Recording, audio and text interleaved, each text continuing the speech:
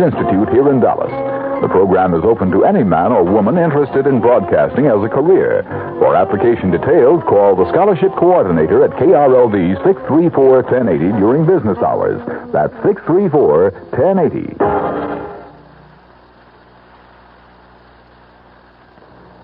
The CBS Radio Mystery Theater presents...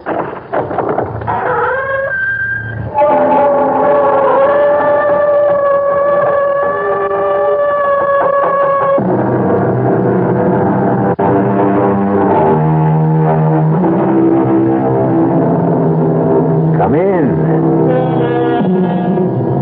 Welcome. I'm E.G. Marshall. Welcome to the sound of suspense.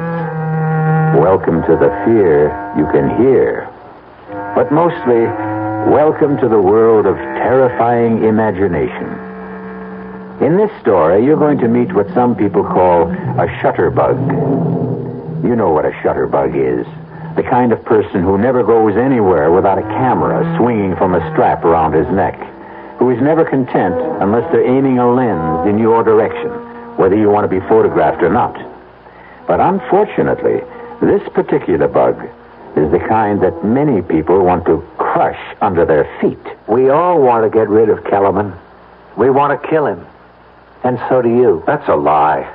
You hate his guts as much as we do, Mr. Bailey. Why don't you admit it? Of course I hate him. But that doesn't mean I'm ready to commit murder. Well, we're ready, Mr. Bailey. And you'd better be, too.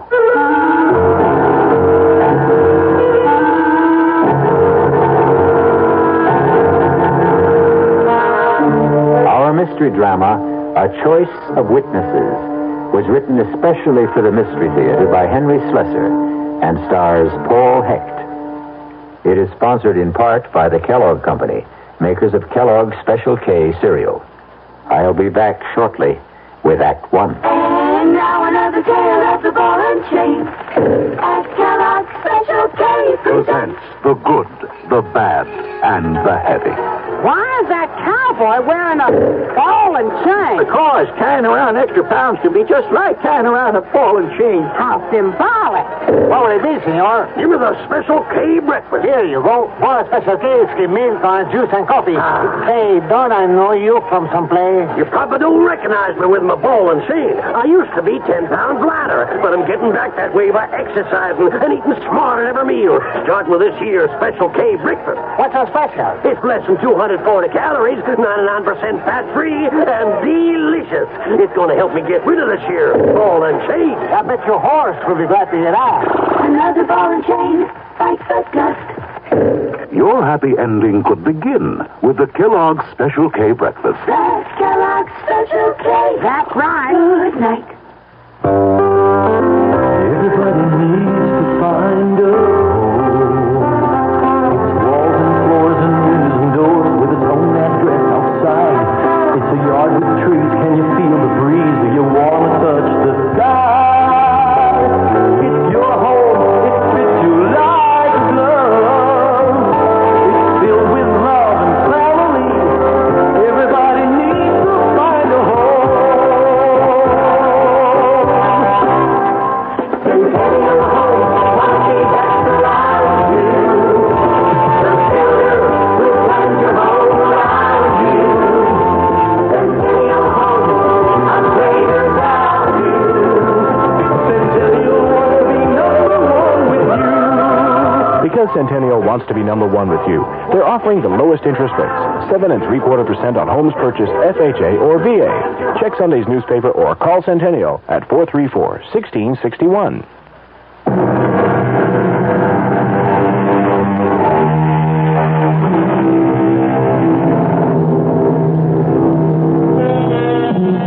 It begins on a warm day in early spring.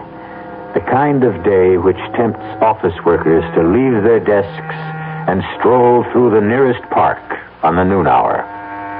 Among the strollers is an amiable young man named Gordon Bailey, who is enjoying the sunshine so much that he's taken a sandwich lunch to a park bench. He knows it's not going to be a very good sandwich.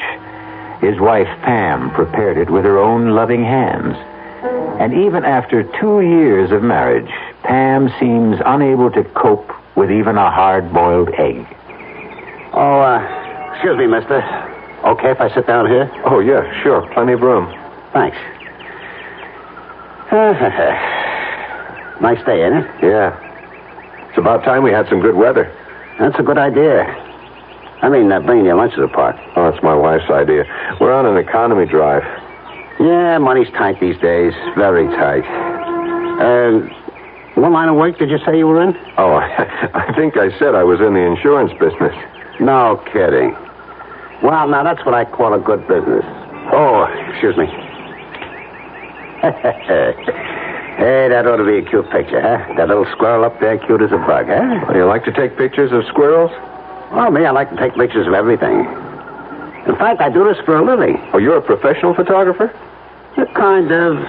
I make a buck out of it sometimes. I suppose you sell pictures to the newspapers? Oh, no. I never sold no pictures to the papers. I sell them to people. Oh. Well, I guess I'll be heading back for work. Wait just a minute, Mr. Bailey. I don't remember telling you my name. Well, I guess I know your name on account of the badge. Badge? What are you talking about? The badge you wore at the convention at the hotel in Atlantic City. Oh, wait a minute. You were at the insurance convention last month? Yeah, I was there. I get a lot of good pictures at conventions. Some of my best. I see.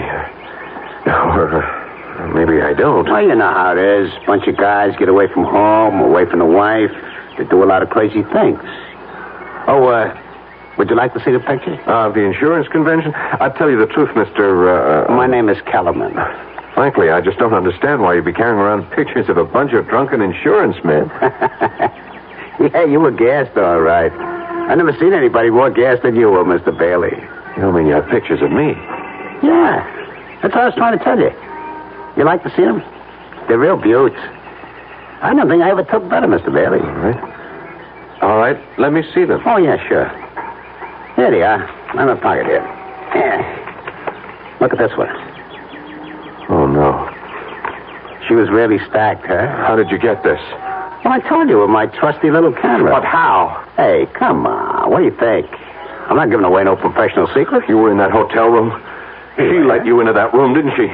You must have been hiding someplace. Hey, don't do that. Don't tear that. What do you think I'm going to do with them? Oh, come on, Mr. Bailey. You know I got negatives. I can print up 2,000 of them if I want. What is this? Blackmail or something? Nah. It's like a business deal, that's all. I figure I got some pictures that you want to buy. And I got them myself. How much did you pay her for the privilege of being in that room?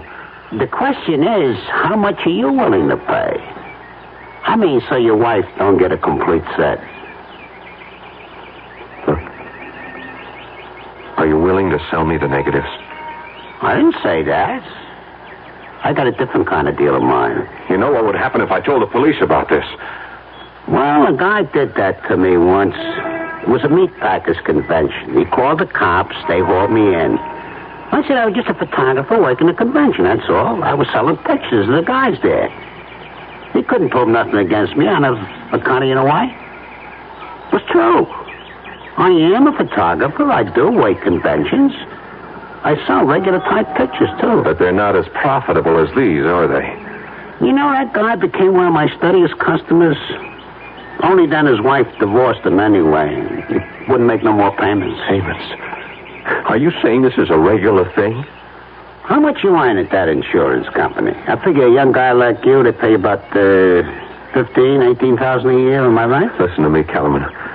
The woman at that convention, I didn't want to get mixed up with her. I was just so tight, I didn't know what I was doing. Oh, hey, you don't have to tell me about stuff like that, Mr. Bailey. I've been around plenty. I know how guys are. No, you don't understand. Look, I'm only married 2 years. I love my wife very much. And the only reason I got into that stupid mess was because of my boss. I didn't want to insult him. He was drunker than I was. Oh, come on, Mr. Bailey. You don't have to explain nothing to me. I know you don't want that nice little wife of yours to see these dirty pictures. And I don't want to show them to her, believe me. She'd never understand. Pam would never... Listen, I'll tell you what. I'll give you a flat price for the negatives, and that'll be it, understand? I got a nice bonus recently. I'll give you $300 cash tomorrow afternoon. How does that sound? Now, listen to me, Mr. Bailey. People are real funny about this kind of business. They never believe a guy like me can, well, like, be honest, you know? Honest? That's some word. Well, what I mean is, they always think that if they pay me a flat fee, I'll be coming back at them again. You see what I mean? Even if I did give you the negatives, you'd figure I had copies someplace that I could hit you again any time, right? Look, I'm willing to take your word for it. Nah, Mr. Bailey, nah. You just spend the rest of your life worrying about me coming back. Am I right? But this way, you just make one small payment to me every month, like you pay the electric bill or the rent, you know? How much? How much do I have to pay? I figure you for about $40 a month. Now, that's not so terrible, is it? Just $40 a month? How do you collect the money? Oh, in person, Mr. Bailey. I just go around to all my customers once a month, and I collect in person. It's better that way, believe me. $40. $4.80 a year, you never miss it. And everything will just be fine between you and the missus.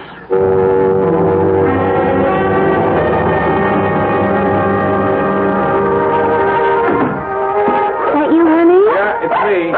Hey, shut up, you mutt. Hi, darling. Oh, be quiet, Lockjaw. It's your Lord and Master. I'm sorry I'm late. I decided to do a little Christmas shopping after work. I forgot how long it takes to fight those crowds. Oh, what a gorgeous package. Is that something for me? Never mind. Well, just in case it is, here's a big kiss in advance. Hey, you smell good. Is that a new perfume? It's the same old stuff. The one I'm practically out of. Hint, hint, hint. Oh, cut out that hinting. I've already spent more money than I should. Oh, speaking of money, that man was here. What man? You know, the one that comes around every month. That Mr. Kellerman. Kellerman? What the heck was he doing here? It's only the 19th. Well, I don't know, Gordon, but he was here just the same, looking for you. What did he say? Nothing. Just that he'd be back later. Later today? Mm-hmm. You know, Gordon, I just can't bear that awful little man. Did you ever get a look at his eyes? And that camera he wears around his neck. Listen, is he going to be coming around every single month? I told you, honey, he's collecting payments on the car. Well, why can't you make the payments by mail? Because that's the way he likes it. Maybe he moves around a lot. Well, he gives me the creeps.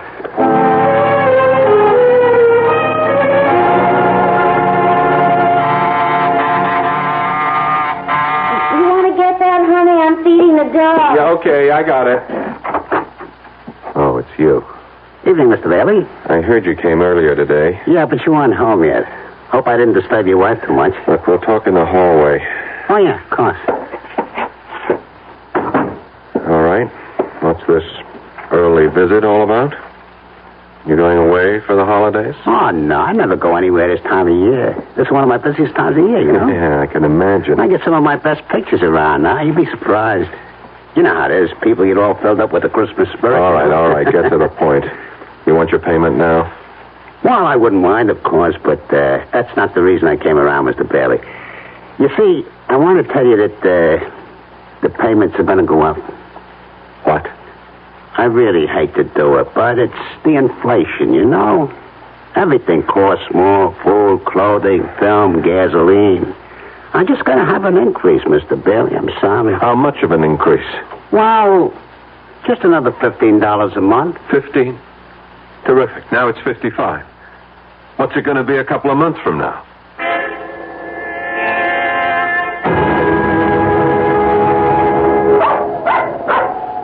Shut up, Lockjaw. Excuse me, Mr. Bailey. Yeah. What can I do for you? May I talk to you for a moment? Do I know you? No, I don't think you do. My name is Blitz, Dave Blitz. Yeah? Look, can we sit down and talk a minute? Well, it's kind of chilly. Why don't we talk standing up? I'm trying to walk my dog, and so far he's been a non-performer. Well, I want to talk to you about Ed Kellerman. I don't know any Ed Kellerman. Well, I know you do, Mr. Bailey. I made it my business to find out. Now, I'm not asking what he's got on you, Mr. Bailey. I'm sorry, you're making a mistake. It doesn't matter. I won't ask you why Kellerman is blackmailing you. I expect you'd do as much for me. Only would you mind telling me how much you pay him? He hits me for $60 a month. Used to be 40. Price went up last month. 55. You mind paying it? Of course I mind. So do I. I'd mind if it was $10 a month. And not just because of the money. I hate that slimy man, and I'm sure you hate him as much as I do. That's why I wanted to talk to you about putting a stop to him. A permanent stop. You mean going to the police? No. That's not good enough. I'm talking about killing him.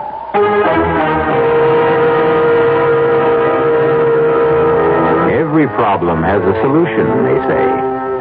And Mr. Dave Bliss seems to have arrived at his. The obvious question here is, do two wrongs make a right? We'll find out what Mr. Gordon Bailey thinks about that dilemma when we return shortly with Act Two. In 1919, someone had a big idea. Let's help youth understand big business by starting them in small businesses of their own. And Junior Achievement was born. Each group elected a board of directors, chose a product, set up a production line, sold stock, and went into business. That year, 314 students made and sold products and learned the business of business.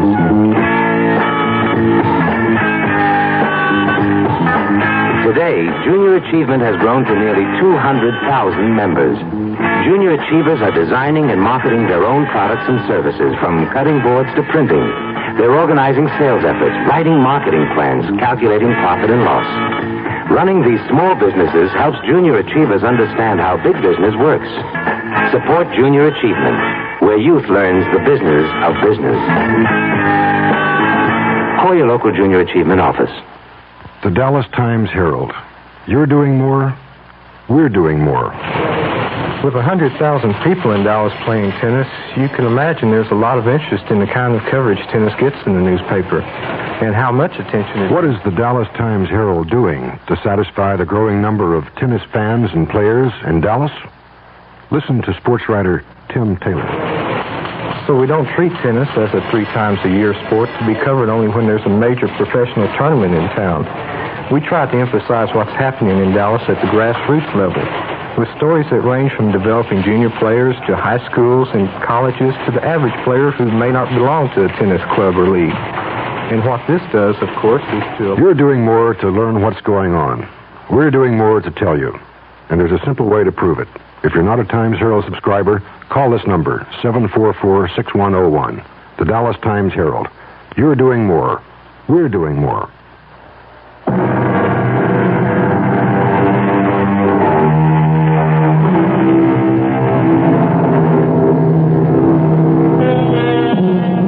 Blackmail is an interesting, if dishonorable, crime. It has the unusual facility of making the criminal feel virtuous himself. After all, he's only punishing wrongdoers by making them pay for their sins. But the profession has some serious drawbacks. For one thing, it inspires one's victims to think in drastic terms. And when there are more than one victim, and they meet, well... Mr. Bliss, I know how you must feel about Kellerman, and you're right. He is one of the slimiest characters who ever crawled out from under a rock. Those eyes. Ever get a look at his eyes, Mr. Bailey? My wife can't stand the sight of him. Well, I'm not married. It's my job he's threatening. Is it your marriage he's after? Never mind. I don't want to know any details. None of us know each other's problems. None of us? You mean you know others beside me? I know others. How come? Well, I made it my business to find others. Oh. One day when I got fed to the teeth with Mr. Kellerman and his payments and his wet eyes, I decided to find out more about our friend. So when he left one day, I followed him. Followed him on his round. And that's how you found me. Yeah, that's right. You're in the route book, Mr. Bailey, just like all the rest of us. How many are there? There's no way of telling for sure. All I managed to find was a dozen, an even dozen. Man really gets around. He keeps raising his price. Do you know that? He's only had me in his bag for about 6 months. This is my 5th. But others I've spoken to, they say he raises the ante every few months. 3 of the people I've talked to are paying well over $100. Mr. Kellerman does very well. That's obvious. Yeah, too well. You know something? It's funny, but... Well, it's kind of a relief to know that I'm not alone. Yes, that's what I felt at first. Misery loves company. But the satisfaction doesn't last, Mr. Bailey. You still live every day of your life with that sword over your head. I know, but it's still not a reason for using words like killing. Don't you know that's the only possible way to deal with a blackmailer? I wouldn't know. Kellerman's my first. Well, think about it. No, you must have thought about it already. You wouldn't be human if you hadn't thought about it. It crossed my mind. Not that I should kill Kellerman, just the wish that he were dead. That someone else would kill him. Yeah. I guess I wouldn't shed too many tears. You just didn't want to dirty your own hands. I didn't want to take care of one problem and have another one even worse. And don't tell me that doesn't make sense. The only thing that makes sense is making Kellerman a corpse. I'm sorry. I'm just not interested in anything like that. The others weren't either. Not at first. But now they all are. Uh-huh. Look, what are you talking about? We all want to get rid of Kellerman. We want to kill him. And so do you. That's a lie. You hate his guts as much as we do, Mr. Bailey. Why don't you admit it? Of course I hate him, but that doesn't mean I'm ready to commit murder. Well, we're ready, Mr. Bailey. And you better be too. Ready for what? To commit murder. If you don't mind my saying it, perfect murder. Perfect? Foolproof. I'm sorry. Look, that's a stupid dream, and you know it. You won't say that after you've heard the idea. Everybody who sets out to commit a crime thinks it's foolproof. They wouldn't commit it otherwise. Right now, all I want to know is if you'll cooperate. That's easy. No. Why not? Because murder is worse than blackmail. That's why. Well, this isn't murder. We're going to erase a human mistake. Forget it. Look, I'll make believe I never heard you say it. Come on, Macho. Come on, girl. Let's get our business over with. There wasn't one person on the list I didn't have to convince. But when I told them that there was no chance of any of us being caught, that's when they dropped their objections. All right. What foolproof scheme for murder do you have? It's foolproof because it won't be murder. It'll be an accident. If anyone gets into trouble, it'll be me. Just me. I'm going to kill Kellerman with my car when he's making the rounds one night. I have the time and place all figured out just before midnight on Carroll Street. An accident? Right. So now you know the favor I'm doing you. I'm taking the risk all by myself. You think the police are that stupid? Murderers get caught even when they frame accidents. Oh, this is different. Why? Because of the witnesses. What? I'm going to have witnesses. A lot of them. All disinterested parties. Nothing to connect them with each other. And they'll all tell exactly the same story. What they saw, how it was all Kellerman's fault getting hit by my car. All right. Stop. Don't tell me any more. You've already told me too much. No, you've got to hear the rest of it. You're a part of this like everyone else. Don't you see the beauty of it? Safety in numbers? If you ask me, you'll all get caught. No. Don't you understand?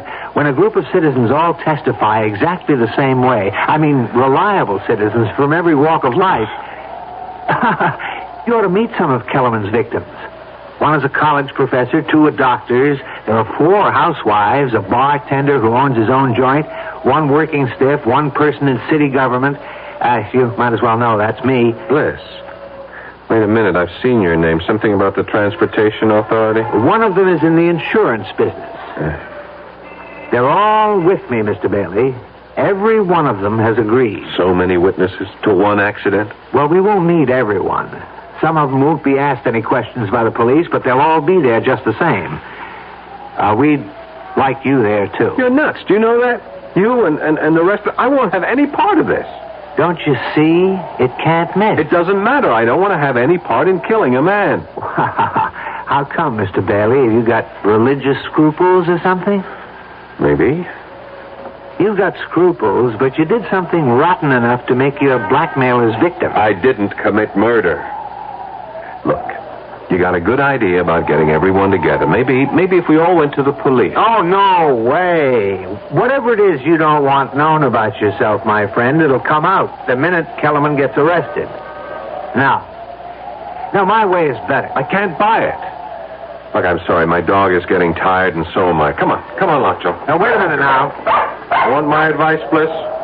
Don't go through with this. Find some other way. There has to be one. Goodbye. Bailey. Yeah? What if we do it? You'll be sorry, that's what. Sorry? Why? Because you'll tell the police the truth? I didn't say that. Goodbye, Mr. Bliss.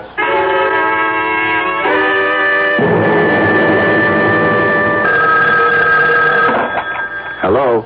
Evening, Mr. Bailey. How are you? I'm all right, Bliss. What do you want? You going to be busy tomorrow night? What do you mean, busy? Well, some of the gang are getting together tomorrow night at the corner of Carroll Street and 9th Avenue about 9:30. How about coming down? You might see something interesting. Look, you can't go through with this. We're all in it together, remember? You might not have to do a thing. Just stand there and see it happen. That ought to be satisfying all by itself. I won't be there. Well, we'd sure like to have you, Bailey. You won't get away with this. Nobody ever does. You're wrong about that. But I won't give you an argument. Can we count on you? No, you can't. I won't be there, and I won't help you in any way.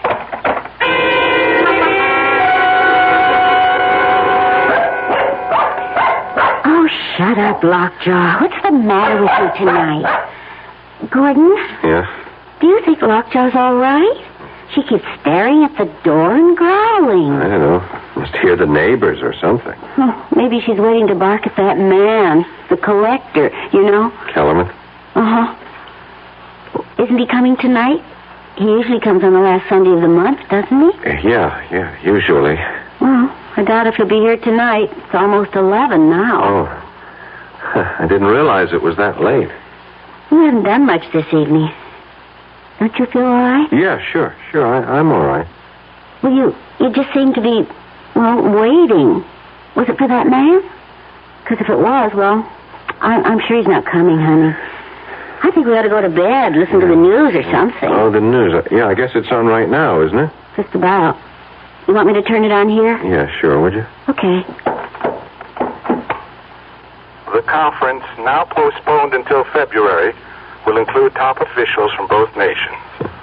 On the local front, a man who has been identified as Edward Kellerman of 1811 Sudworth Avenue Gordon, do you suppose he's the same? by an automobile tonight on the corner of Carroll Street and 9th Avenue.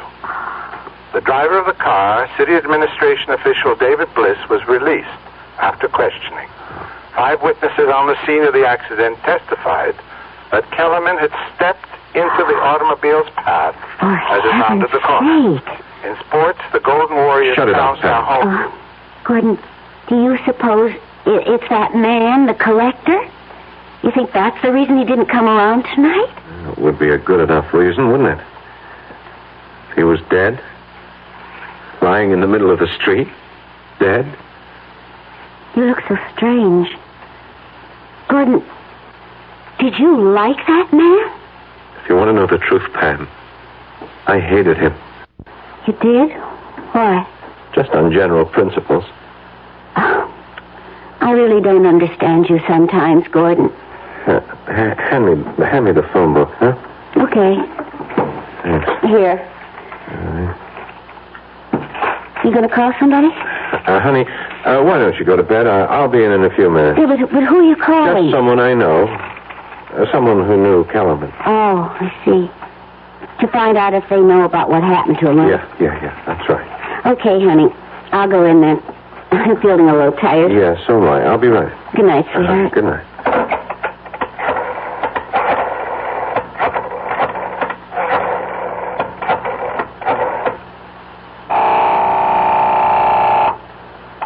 Hello? David Bliss? Yes, who's this? Gordon Bailey. What do you want? I heard the news tonight. About Kellerman. Well, you don't have to thank me. I did it for myself. And you did go through with it, huh? You can relax now, friend. You've just saved yourself $55 a month, maybe a lot more. Your remittance man won't be coming around again. You ought to go out and celebrate. I know what I ought to do. What's that? So long, Bliss. I just wanted to make sure. Hey, Bailey.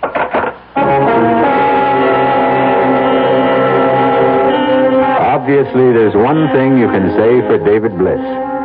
He's a man of his word. And because Mr. Bliss kept his word, two indifferent interns are now lifting the mortal remains of Mr. Edward Kellerman and depositing them in the efficient cold filing cabinet of the city morgue, awaiting for someone to claim the body. But who cares about a dead blackmailer? Possibly Mr. Gordon Bailey.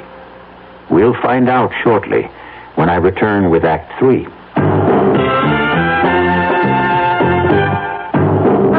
Ever had a tall, frosty glass of Amplitude? Well, if your beer is Budweiser, you've had it often.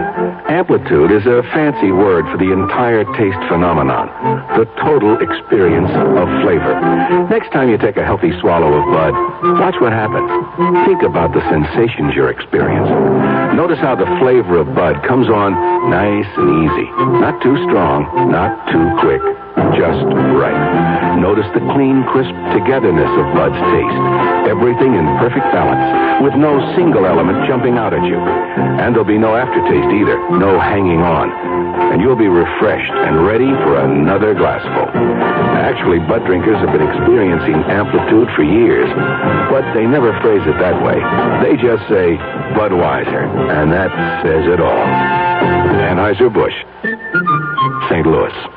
Your first power tool was probably a power drill. It was really useful, even for simple jobs. It's still useful, even now that you've gone on to more difficult projects. Hi, Frank Lieber here for True Value Hardware Stores, and they've got an essential companion for your power drill. Black & Decker's Electric Drill Bit Sharpener. As your workshop skills become sharper and sharper, your drill's bits become duller and duller. Buying new ones time and time again is expensive. Black & Decker's Drill Bit Sharpener will make them sharp as new again. It works like an electric pencil sharpener. It fits 11 bit sizes from 1/8 to 3/8 of an inch, and it's double insulated for electrical safety. Right now, True Value Hardware Stores have the Black & Decker Drill Bit Sharpener at a new low price. It was $19.99. Now it's $4 less. Just $15.99. Get the Black & Decker Electric Drill Bit Sharpener for just $15.99 at the True Value Hardware Store nearest your home.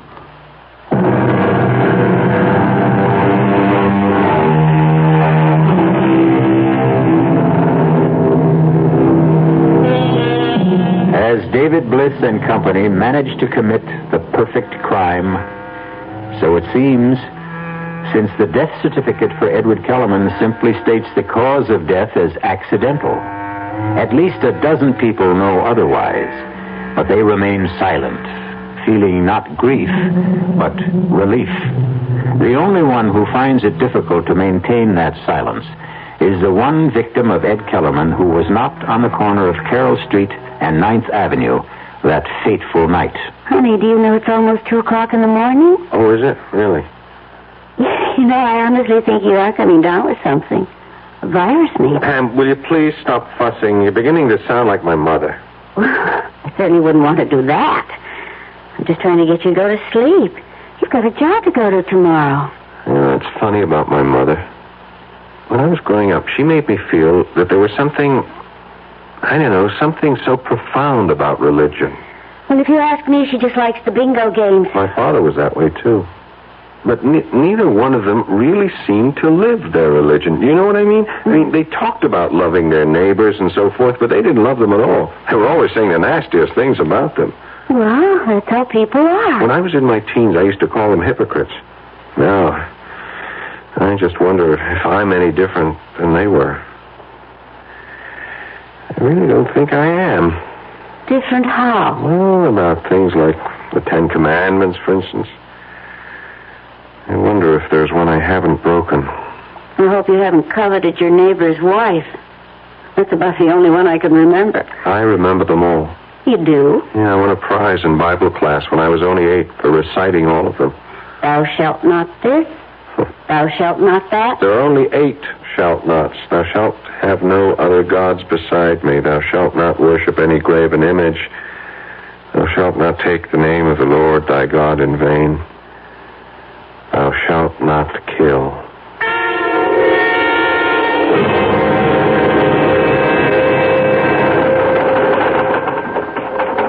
Yeah, sure. I'll have that file completed in time for the meeting. Righto, Phil. Bye. Oh, Sylvia, did you reach that number yet? No. Okay, well, buzz me if you do. All right. Now, let's see about that actuarial table. Hello. All right, Bailey. What is it now? Hello, Mr. Bliss. I've been having a lot of trouble reaching you this morning. Well, I haven't been at my desk. I was wondering if you might be free for lunch. Sorry. I'd really like a chance to talk to you. About what? About some mutual friends of ours. If we're talking about the same thing, Bailey, they're not mutual friends. They're all strangers, complete strangers, just like you and me. Well, that's something I'd like to rectify. Would you have lunch with me? All right? All right. Where? Suppose we meet somewhere halfway. I know you're in the City Hall area. I'm on Wall Street. How about Mercury's? Do you know it? I'll see you there at 12:30. That's fine.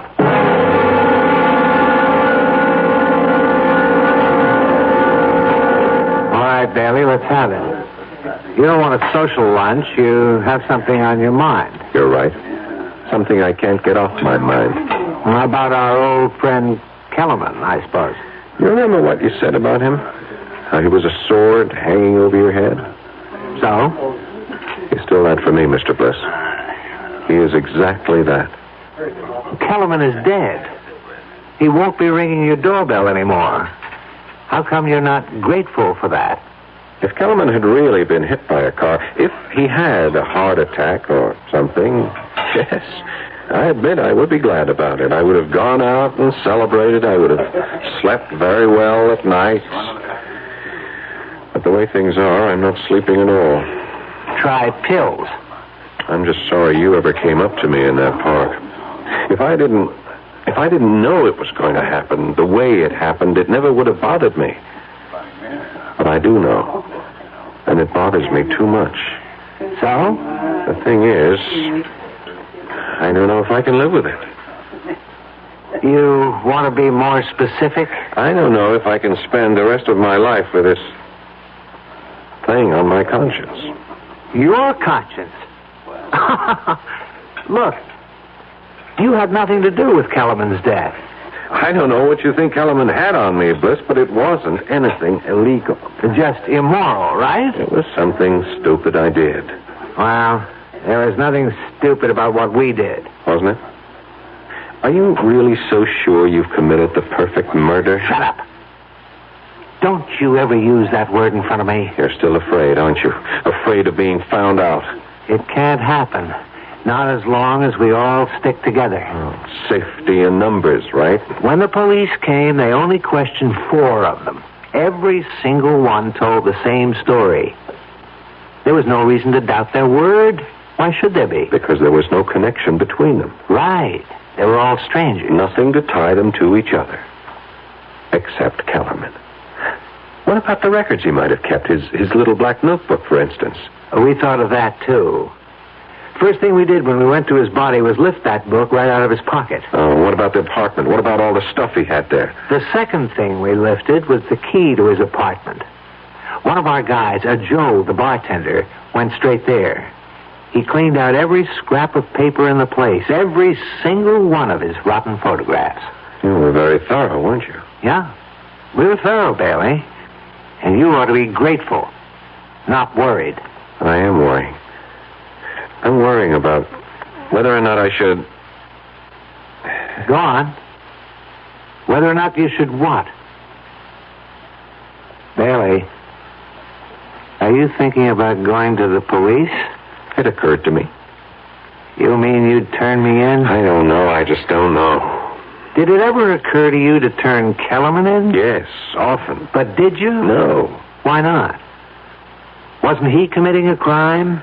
Wasn't he disturbing your precious sleep, too? Yes, he was. But you didn't turn him in because you were afraid for yourself. Isn't that the truth? I suppose so. So all this morality of yours, this conscience you talk about, you didn't discover you had any until Kellerman was gone, until he was no longer a threat to you. Isn't that true? I still say blackmail isn't murder. Bailey, I've got news for you. I wasn't going to tell you this unless it was absolutely necessary. Tell me what? Kellerman may be gone, but his photographs are still around. What? You heard me. We have all of Kellerman's negatives, all the dirty pictures he ever took. Most of them have been returned to his victims. Everyone who cooperated with us. I see. That means we have your pictures, too, my friend. You understand? And if I don't cooperate, I get a new blackmailer. No, that isn't the way it is at all. Kellerman bled you, Bailey. Every month he came whistling up to your front door asking for money. More and more money all the time. But that's over now. Done and finished. So what you're saying is, if I go to the police, the photographs go where I don't want them to go. I'm sorry to use Kellerman's own tactics, but you're forcing my hand. Bailey, please use your head. You've got nothing to gain and everything to lose. Somebody's done you a favor. The only way to show your gratitude is to forget it. What do you say? Well, I'll think about it. That's all I can tell you.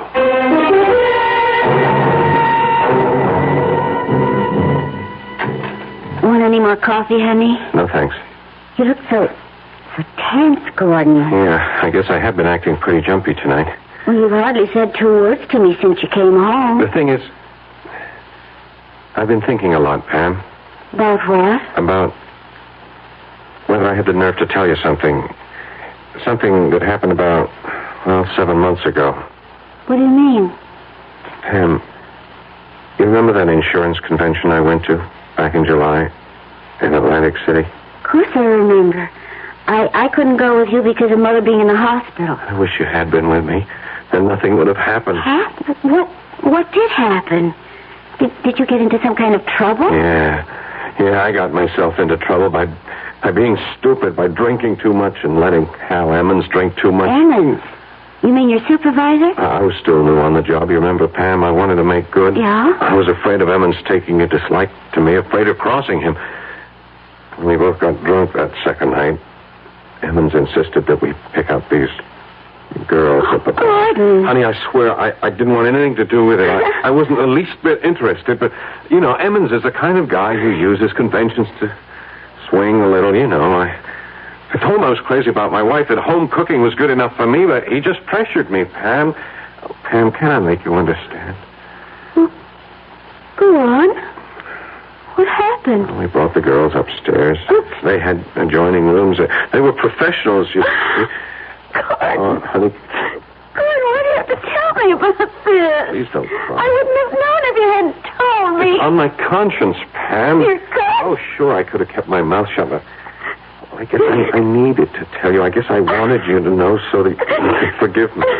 Gordon. I've been tortured about it for months, honey. You have no idea what torture it's been for me. But that's the dumbest thing of all. Don't you think I would have forgiven you a long time ago? Oh, please. Hold me, Gordon. Honey, please. It'll never happen again, honey. I swear. Oh, dear. darn it. I was just getting cozy. Okay, I'll get it. Hello. Mr. Bailey, Dave Bliss here. What do you want? I have something for you, a present. What is it? About half a dozen photographs and the original negatives. I decided they really belong to you. That if you knew you were really out of danger, you'd sleep a great deal better. Do you want them? All right. Put them in my mail, to my office. And have some secretary open them by mistake? No, I don't think you'd care for that. You could mark it personal. Supposing I hand them over in person tonight. Whereabouts? Well, right now I'm in a bar called Adam and Eve's on 12th and Walnut. I'll be here for another hour if you can make it. Otherwise, well, it'll have to be some other time, that's all. Oh, well. All right, I'll be there in half an hour. Gordon, you're not going out? Just for a little while, honey. I got some client business. Besides, I can use a little fresh air. You're not still feeling bad, are you? No, I feel just fine. I never felt better.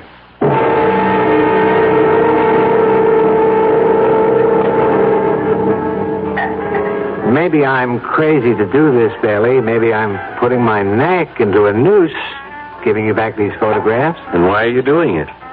Because of what you said to me. You said I was just becoming another blackmailer, another Kellerman. And I guess you were right.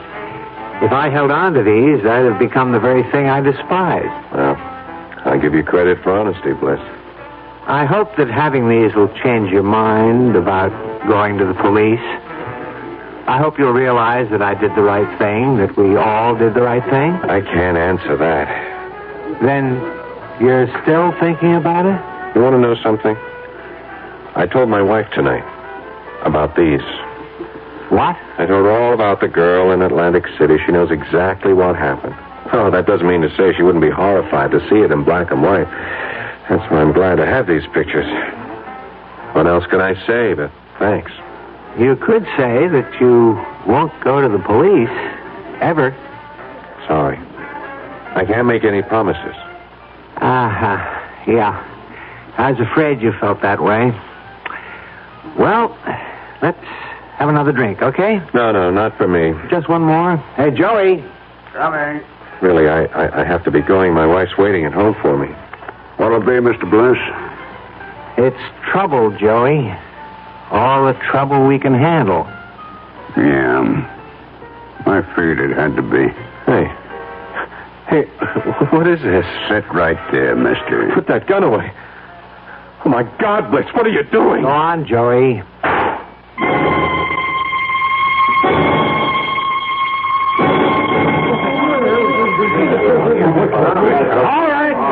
All right, let's get the story straight now. What happened to you, Joey? Look, Sergeant, you know me. You know I don't like trouble in my joint. Well, what did the guy do? Try to haul you up? That's right. He come in, he sat down at the bar, he pulled out a .45 and stuck it in my gut. Well, that's a strange one, all right. I mean, the guy was some kind of insurance executive. If that's all right on his business. Well, he must have gone off his nut, Sarge. Look, you can ask anybody, all of my customers. This gentleman right here was at the bar. Yes, officer. My name is David Bliss.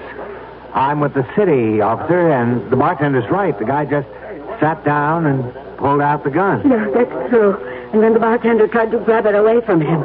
It went off. What's your name, lady? Mrs. Edith Chester. It was a pure case of self-defense, Sergeant. I'm just glad nobody else got hurt, you know. Yeah, you were lucky, Joey. You were all lucky. Okay, I'll need some statements now from some of you other witnesses.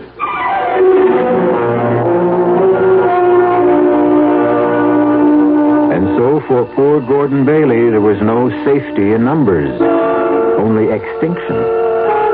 We admit that this is a grim demonstration of the old saying that in union there is strength. But we sincerely trust that justice finally prevailed. I'll be back shortly.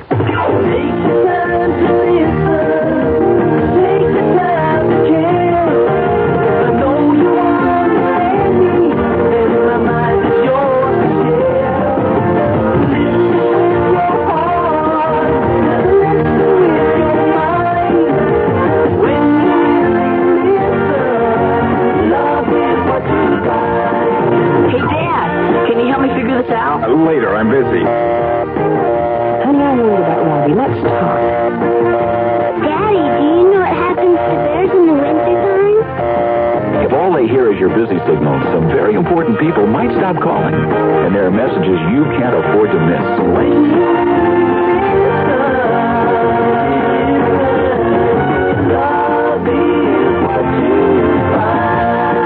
A thought from the Church of Jesus Christ of Latter-day Saints, the Mormons.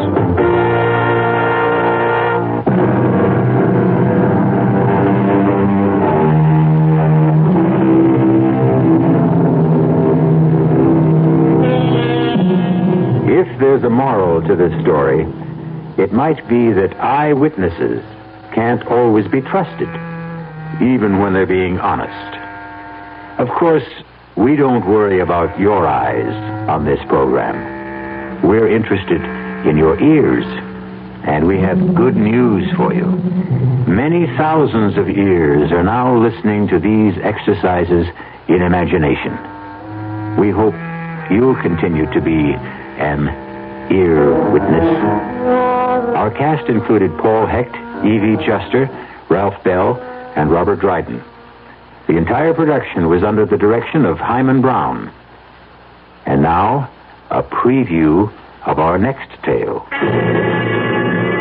Even if all you say is true, that this man was Richardson's murderer, you can't help John Lindell any longer. He's beyond that. But his name, don't you want to clear his name? Have you any proof, any living witness? Just myself. But you'd be willing to involve yourself? Start a whole new investigation, open up the whole dreadful mess again? Mrs. Canby, do you know that John Lindell had a daughter? No.